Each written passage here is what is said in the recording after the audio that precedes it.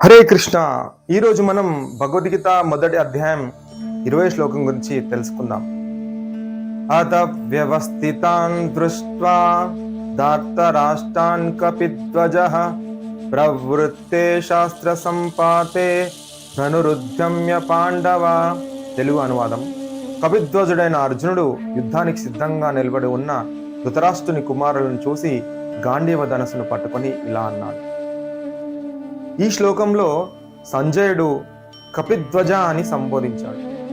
కపి అంటే వానరం, ధ్వజం అంటే జెండా. హనుమంతుడు రథం పైన ధ్వజంలో కొలువై ఉన్నాడని అర్థం. ఇక్కడ అర్జునుడు రథం మీద హనుమంతుడు ఎందుకు కొలువై ఉన్నాడు అనేది ప్రశ్న. దీనికి ఒక అందమైన కథ ఉంది. ఒకసారి అర్జునుడు తీర్థయాత్ర చేస్తూ రామేశ్వరానికి వెళ్ళాడు. అక్కడ శ్రీరాముడు సముద్రం మీద కట్టించిన రామసేతును చూసి అర్జునుడు ఇలా అన్నాడు: శ్రీరాముడు గొప్ప ధనుర్ధారి, కానీ సముద్రంపై వానరులతో రాళ్ళు వేయించి వంతెన కట్టించాల్సిన అవసరం ఏముంది? నేనైతే బాణాలతోనే అతి సులువుగా వంతెన కట్టేవాడిని. అప్పుడు వానర రూపంలో అక్కడే ఉన్న హనుమంతుడు అర్జునుడి మాటలు విని అర్జునుడితో ఇలా అన్నాడు: నీ బాణాలతో కట్టిన వంతెనపై నేను నిలబడితే అది క్షణంలో కూలిపోతుందని నవ్వాడు. అది విన్న అర్జునుడికి కోపం వచ్చి ఇలా అంటాడు: నేను కట్టిన వంతెన కూలిపోతే నేను అగ్నిలో ప్రవేశిస్తానని హనుమంతుడితో శబ్దం చేస్తాడు. అర్జునుడు తన బాణాలతో వెంటనే సముద్రంపై వంతెన కడతాడు. అప్పుడు హనుమంతుడు దానిపై కాలు పెట్టగానే వంతెన కూలిపోతుంది. చూసావా, నువ్వు కట్టిన వంతెన ఎలా ధ్వంసం చేశాను అని వానర రూపంలో ఉన్న హనుమంతుడు నవ్వాడు. పరాజయంతో తన మాట ప్రకారం అగ్నిలో ప్రవేశించడానికి సిద్ధమవుతున్న సమయంలో శ్రీకృష్ణ భగవానుడు బ్రాహ్మణ రూపంలో వచ్చి ఇలా అంటాడు: మీరు పోటీ పడితే ఒక సాక్షి ఉండాలి కదా, అప్పుడు కదా ఎవరు ఓడిపోయారు ఎవరు గెలిచారు అనేది తెలుస్తుంది. ఇప్పుడు సాక్షిగా ఉంటాను కాబట్టి మళ్ళీ ఒకసారి ప్రయత్నం చేయండి అని అంటాడు శ్రీకృష్ణ భగవానుడు. అర్జునుడు మళ్ళీ వంతెన నిర్మిస్తాడు.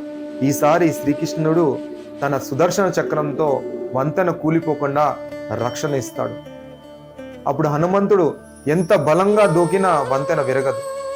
హనుమంతుడు మళ్ళీ ప్రయత్నం చేసినా ఆ వంతెన కూలిపోదు.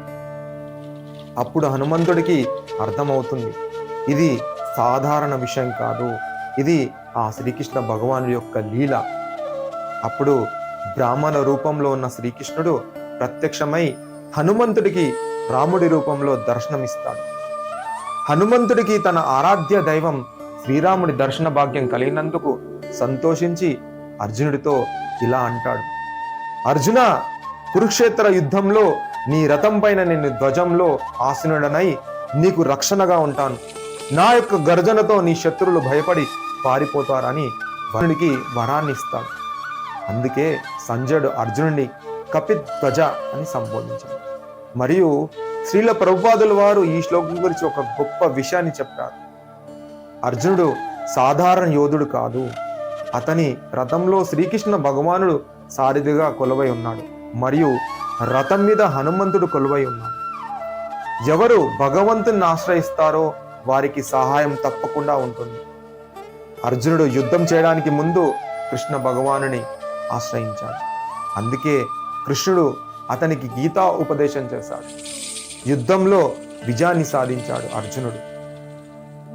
అదేవిధంగా మన జీవితంలో కూడా ఏదైనా సాధించాలి అంటే నేను చేయగలను, నాకు శక్తి ఉంది, నా దగ్గర డబ్బు పలుకుబడి ఉంది అనే గర్వం అహంకారం ఉంటే అవి పనిచేయవు. భగవంతుని ఆశ్రయించడమే ప్రధానం. అర్జునుడు అదే చేశాడు, యుద్ధంలో విజయాన్ని సాధించాడు.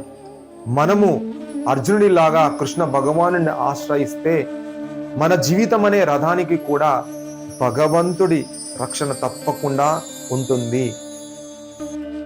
మనం కూడా రోజు భగవద్గీతలోని ఒక శ్లోకాన్ని చదివే ప్రయత్నం చేస్తే అర్జునుడికి ఆపద సమయంలో కాపాడినట్లు మనందరికి కూడా ఆ శ్రీకృష్ణ భగవానుడు ఆపద సమయంలో రక్షణగా ఉంటాడు.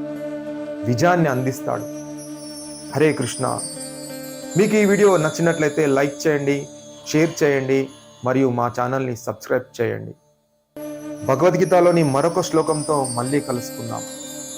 శ్రీమద్ భగవద్గీత కీ జై, శ్రీల ప్రభుపాద కీ జై. హరే కృష్ణ.